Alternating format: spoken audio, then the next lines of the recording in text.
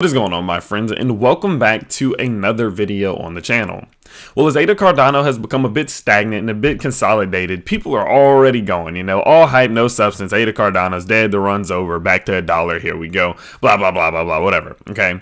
And whenever we see moments like this where not much has happened in, say, about 2, 3, 4 weeks, it does become easy to get wrapped up in the hourly and the daily and the 4-hour charts. But what I wanted to do today is take a step back and really look at the bigger picture of this thing, because the bigger picture is very clear to me, and the clearness of it says that we still have a lot of potential to the upside. I've stuck by that. I said that weeks ago that I still do believe that this thing can top over $3.10, more towards $3.50, $4. I've said that, and I'm sticking by what I said because I still do believe it to be true.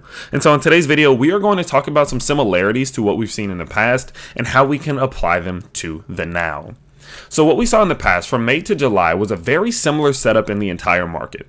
What I mean by that is we saw this big move to the upside that was then followed by the big crash back down to our key support level before establishing some type of support and finding a trend line to the top side, a resistance line. Well, we saw a very similar move here. We saw this big parabolic move to the upside. We saw a big crash to our key support levels here before finding a bounce and establishing a trend line.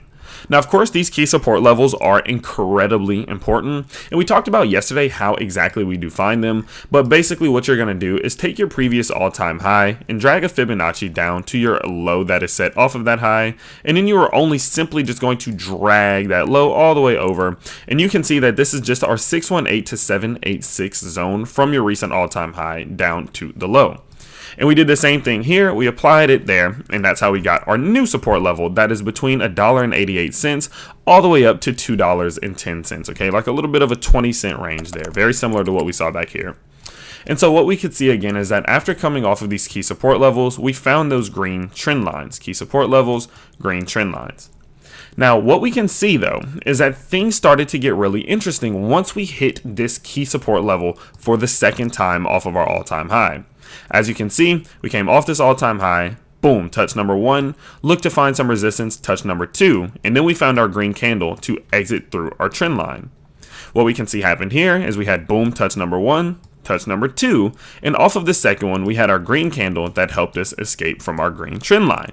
So let's start to look at some of these similarities, as they're incredibly similar. Now, after this green candle that got us out from a trend line, we saw 2 weeks of red before finally establishing some support again within this key level before finding our move to the upside.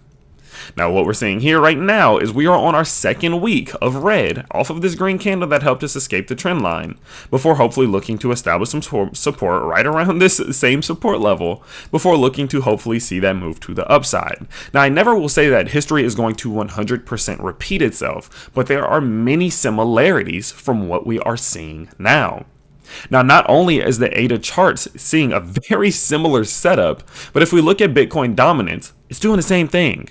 So what we're going to do is we're going to go from, let's just go from May 10th, whenever we saw this high. Let's actually go from the crash. Let's go May 17th, from whenever things started to crash, all the way to about July 26th, when we started to see our altcoins breaking out. So May 17th to July 26th. If we go over and we jump to the Bitcoin dominance charts, we can see that from May 16th, let's go ahead and let's put it was the very beginning of this week here, over to July 26th, it was right here. We saw Bitcoin dominance in a massive uptrend, meaning Bitcoin was outperforming altcoins significantly. Through that run, we saw that Bitcoin dominance saw a massive move of over 21.29%. Well, pay attention to what we're seeing now.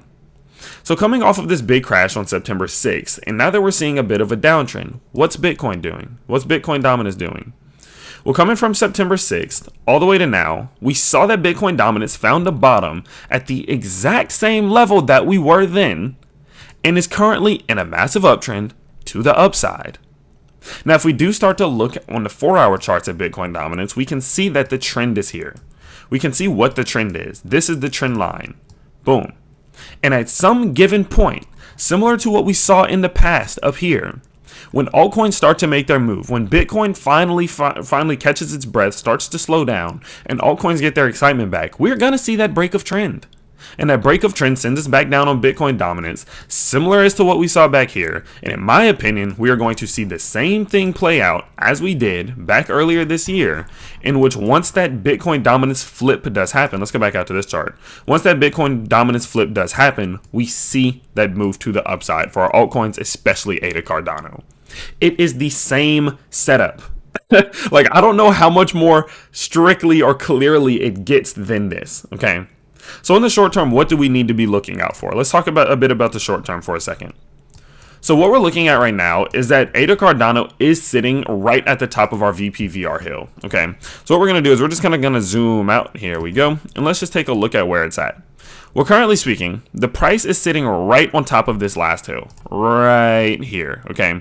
Typically speaking, if we are going to lose this level, which is currently sitting around $2.09, if we're going to get a 4-hour close below this level, there's a high likelihood of us rolling into our next valley on the VPVR, as we can see here, which our next valley is currently sitting right around $2 with our minimum support level at $1.88. Now, as you can see, that is also our key support zone, meaning that we may be looking at one more test of this zone before seeing the move to the upside. But again, similar to what we saw here. We broke out, we saw this setting of the high, we came back down to our key support zone before seeing the move to the upside and the clearing of our 786.